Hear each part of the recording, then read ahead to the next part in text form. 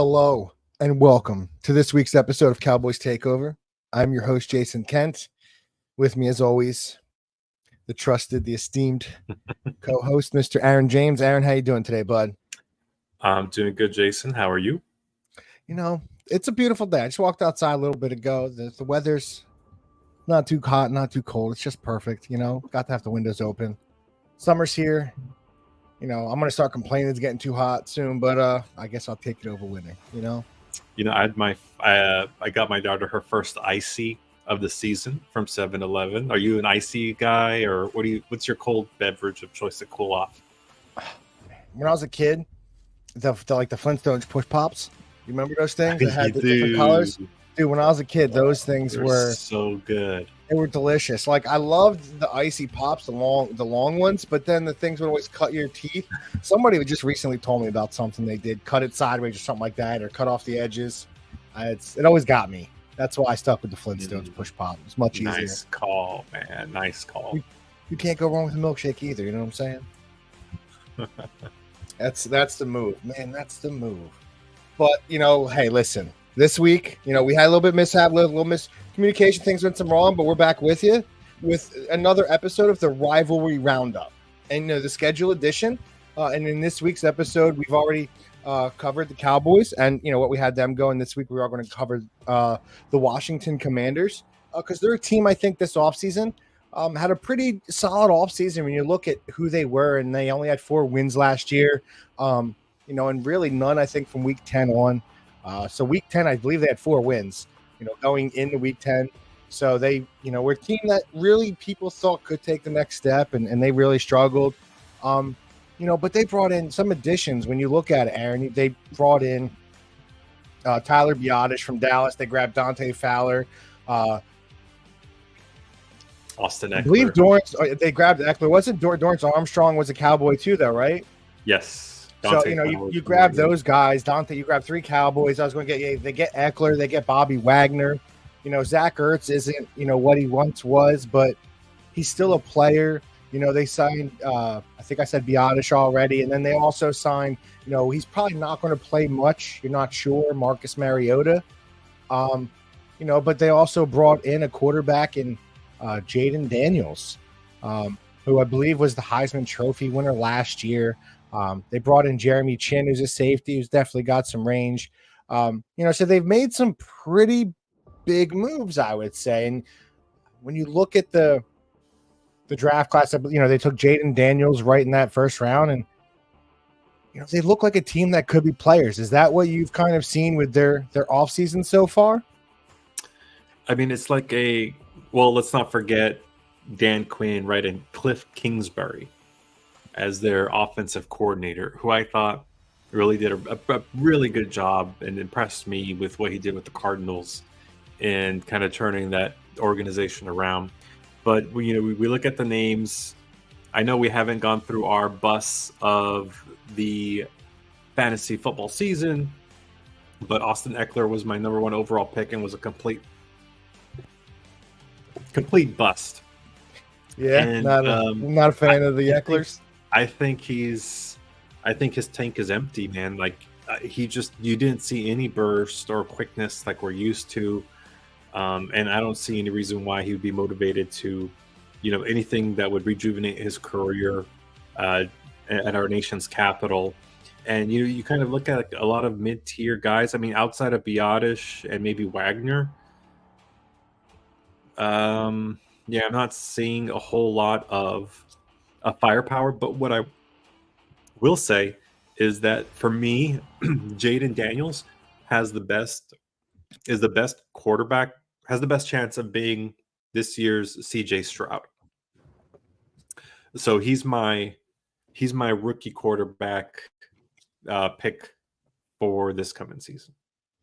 Listen, I don't think it's a bad pick either. When you look at that team, they definitely, I agree. I kind of think Eckler is on the downspin. They kind of San Diego, I guess LA now. They, might have done him dirty, but that's the way this, the sports world, professional sports is. You kind of don't get paid, and then he lost the step, it feels like, and that's why they were able to let him go. But yeah, they got Jaden Daniels, and they still got great. they do have other talent. And, when you have Terry McLaurin, who's a very good receiver. On the defense side, you have Deron Payne and Jonathan Allen, who are both all pro tackles. In the middle of that defensive line, when you adding Bobby Wagner, I think is huge. He's a dude that can command the defense, and he's a guy I'm really upset we didn't go after. But I think he's gonna make a big difference. Now, I don't think I'm kind of big in the red Commanders up. Because when you look at the schedule, I don't think I think they're trending in the right direction. And like you said, their quarterback Daniels does have room to grow with a lot of the weapons around him. So let's just break it down like we typically do, go in weeks of 4. So they start out the season away in Tampa. It's a 4:15 game. Week 2, they come back home against the division rivals Giants for a 1 p.m. game. Week 3, Cincy, Monday night game. Week 4 against Arizona, 4:05. So when I look at that, man, I see some wins. I have them losing to Tampa because I do think that Tampa Bay team's a good team with Baker and Mike Evans and that defense. But I have them coming home and beating the Giants because I just think the Giants losing Saquon Barkley, Darren Waller retired. They don't really have much defense. Daniel Jones is not the guy. So I think the Giants are going to be the worst team in this division. Okay. So I have the Giants losing that game against the Commanders, but then I have them on Monday night losing to Cincinnati. But then I have them going out to Arizona and beating Arizona, to start off the season 2-2, which I think when you look at it for a 4-win team, to win 2 of your first 4 games, especially for Dan Quinn, they're going to want to play up. And that defense, he's a defensive guy and they have some defensive talent. So it's going to be, I think this going to be exciting to watch that defense. So I have them, starting out for 2-2, first 4 weeks.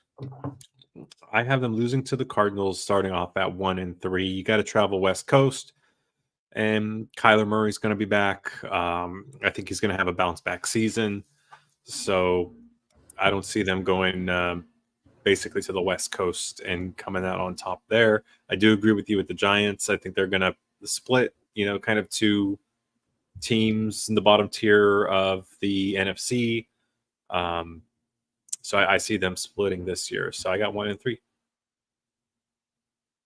Yeah, listen, they could be Arizona could get them. I think there's a few of these games where I looked at it and I thought, they're bad teams. Both are bad teams, so it's kind of tough to judge. I do think right now Washington, the defense puts them over the top there, but then I want to go to the next 5 games because this is what shocked me when I was looking through this schedule.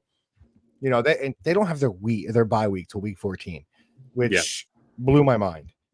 But that's neither here nor there. Week 5, they come home against Cleveland. Then they travel to Baltimore, which are going to be 2 tough games. Right off the jump, I have them losing both of them. We'll just go. Then they fall to 2-4 after starting out 2-2. But these next 3 games were when I was looking through, I was like, okay, this is a winnable schedule here. That week 7, it's Carolina at home, a 4:05 game. Then you stay home against Chicago, and then you travel to New York. And like I said earlier, I think New York's the worst team. I have the Commanders going 3-0 there because I just don't. What I saw from Carolina last year, they're not a great team. Bryce Young, I don't know. You don't know if it's the talent. You don't know if it's Bryce Young. You still want to see more. Chicago, I think they're in that same boat. Their quarterback, I think Caleb Williams probably get a chance to start day 1. I don't know if Jaden Daniels will, but they're a team that also is very young and has a good defense and has the player. So I really like what Washington has defensively. And then I have them going to New York and just beat New York. I don't see New York getting many wins. I haven't looked at their schedule yet, but I don't know if there's many teams that the Giants are going to be favored over this season. No, and so I agree with you. They're off to a rocky start. Browns, Ravens. That's a tough back-to-back. I got them beating the Panthers. I got their, it's QB overall, 1 QB pick, 1 overall versus 2. I have Jaden Daniels coming out on top on that one for 4-5, and then a loss to the Giants. I think they split as rivals, so I have them sitting at 4-6 before they go on a pretty tough stretch to the Steelers, Eagles, and Cowboys. Listen, I still think with that, when you have some of that, like even 5-4 after the Giants, I have them 5-4, you have them 4-5. I think if you're, I keep doing it, Commanders fans, I think if you're a Commanders fan, you would take 4-5. You would love 5-4, but I think looking at that schedule, they can squeak out some wins. And like you said, there's always some games here and there. It really depends that how is Jaden Daniels the CJ Stroud? Because if he's the CJ Stroud of last year, Terry McLaurin can have a big year. I think that team could be doing really well. But then weeks 10 through, we'll go 14 because 14 is a bye. You're at Pittsburgh. They come home against Philly. Then they play Dallas and Tennessee. When I looked at that stretch, that one was a tough one for me. I have them losing to Pittsburgh, Philly, and Dallas. I just think those three teams are just much better than Washington at this point. The Dallas one made me nervous because if there's any game I think Washington is going to get up for and play hard for, is that Dallas game at home with them. Because you got Dan Quinn coming over. Dan Quinn is going to want that game. And to me, I think there's going to be a lot of people, I think, rooting and really wanting to see that game. Because if you're looking at it from a Dallas perspective, that Week 12 game, you kept Mike McCarthy after, a lot of people, I think we would both agree we didn't want him really back after 2 seasons ago. He's back again. I think that's a big game. If there's an upset for Dallas and one of the games that Washington pulls out that you're really not expecting, it's going to be that Week 12. But I have them losing or I have them beating Tennessee to finish that out. So after Week 13, I have them 6-7. But again, that Dallas game could be a swing game depending on how up they have that team. If they're winning some games early in the season, and I have them going into that game at 5-6, that could be a turning point for the Commanders season, that Dallas game, and for Dan Quinn, and really for Dallas. I think Dallas's season, if you're talking upsets, looking at it from the Commander side, you have to think you have a good shot Week 12. But that's just my opinion.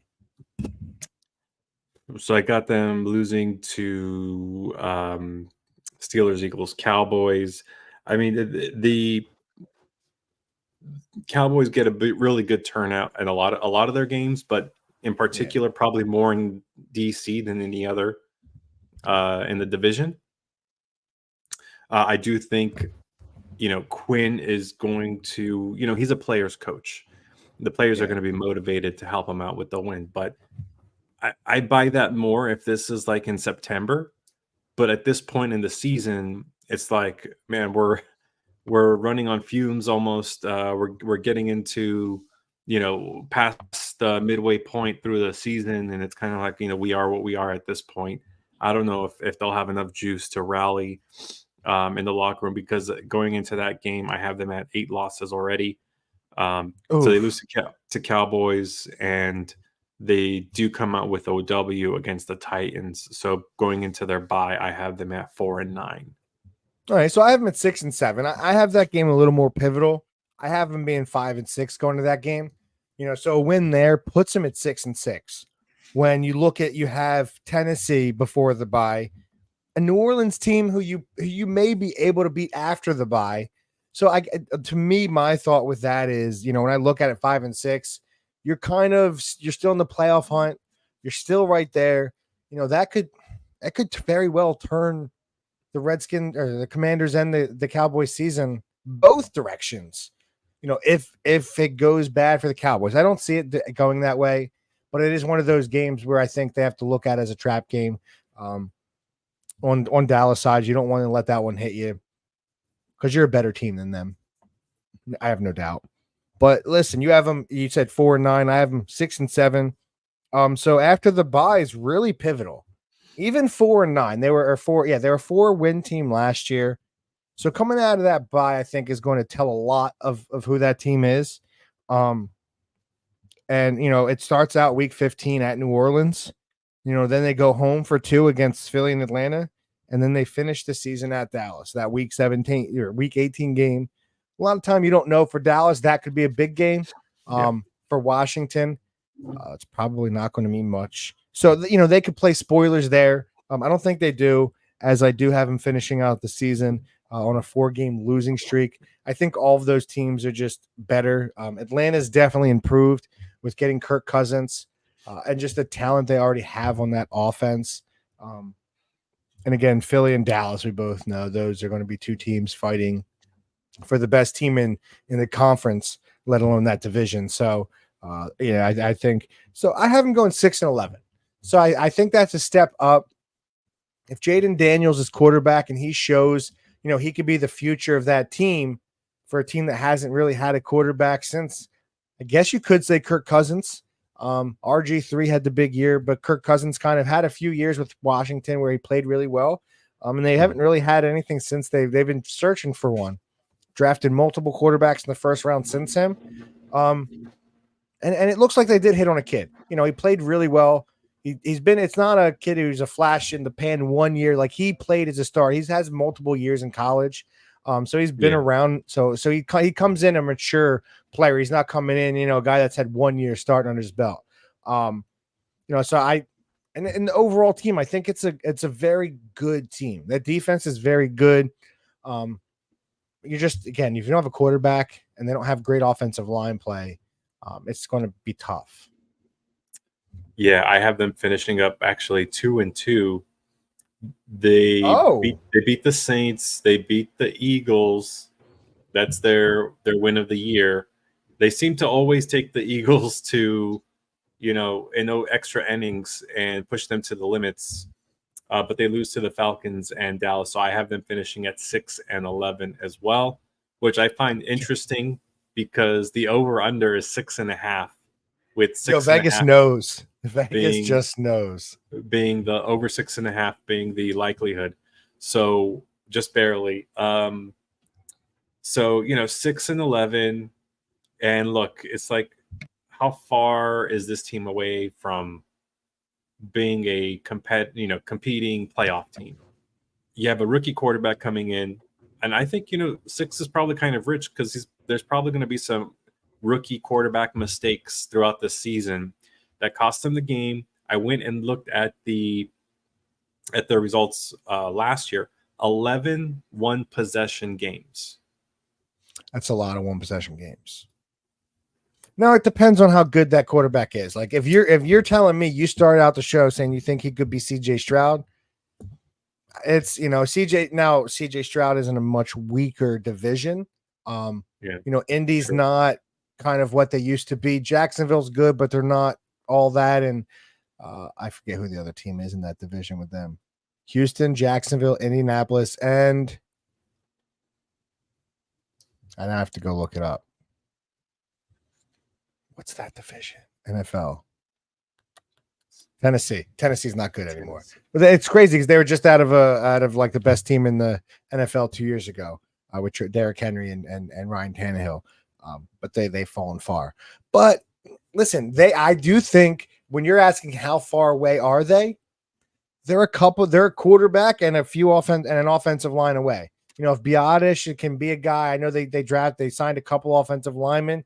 If Jaden Daniels can be that guy, because Eckler's not a dude that's going to run 300 times. He's a guy that can catch 60, 70 balls out of the backfield. So I think you have Eckler, you have Terry McLaurin, Zach Ertz, if he can stay healthy, can be a very productive player. If you're asking it how far away, if Jaden Daniels is the guy, they may be a year or two away from, 9-10 wins. If Dan Quinn's that guy in that defense can keep it up, they may be. I'd probably put closer to 2 years. But at 6-11, it gets you still a pretty decent draft pick. You add another player next year. If they hit on Jaden Daniels, it could be really be a battle in a couple years for this division. It can be. But that's a big if. They still, I mean, I'm trying to see. I think what they have to look forward to is Cliff Kingsbury and what he can do with this offense with a young quarterback. He did it with Kyler Murray, but this Jaden Daniels is going to have to throw like 30 times a game. That's a lot. Listen, man, Sam Howell didn't play too bad. And aren't they only two? Like, didn't the Commanders make the playoffs 2 years ago with Taylor Heineke? But I think it was I two. don't I remember. remember it's a couple, but I just remember like so. I think it's a decent team. They're just a couple offensive linemen. If Jaden Daniels is what he was in college, if he could be that elusive quarterback, make the throws. Now NFL is much different. I don't care what even college is an offensive game now. So but they could be. But 6-11 is not bad for them. Much better than I would have thought, especially being a number 2 overall draft pick last year. And it's something I think that the Commanders fans should be kind of ecstatic about. So that's what I got. They're going to be tuning in this season to look at their quarterback, and so that's kind of something exciting, something to root for week in and week out. Right? They want to see growth. We have a young quarterback. Yeah, in the top 2 pick. So, we'll see what they can do. I mean, if they can start with a win against the Bucs and the Giants and come out on top with the Cardinals, start 3-1. I mean, you could. That's a season. That's a good start.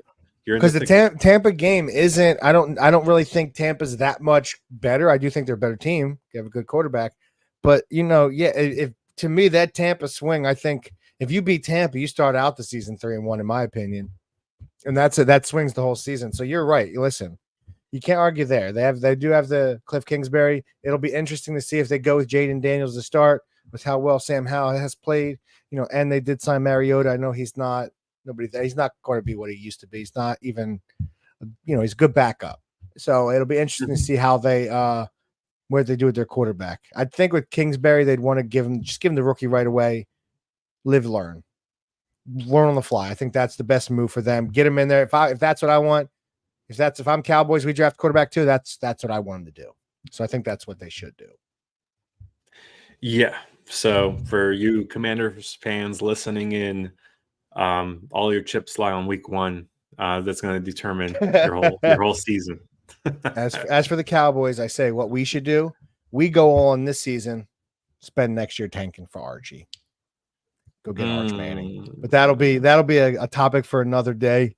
But I want to thank everyone that tuned in today. I know Facebook's going to be a little different. We're going to have to they changed their statuses, so this will be up a little bit after on the YouTube. But right now we are live on YouTube. We'll have it up on the Facebook in a little bit. But we just thank everybody for listening and tuning in. Really appreciate it. It means a lot. Thank each and everyone for continuing watching.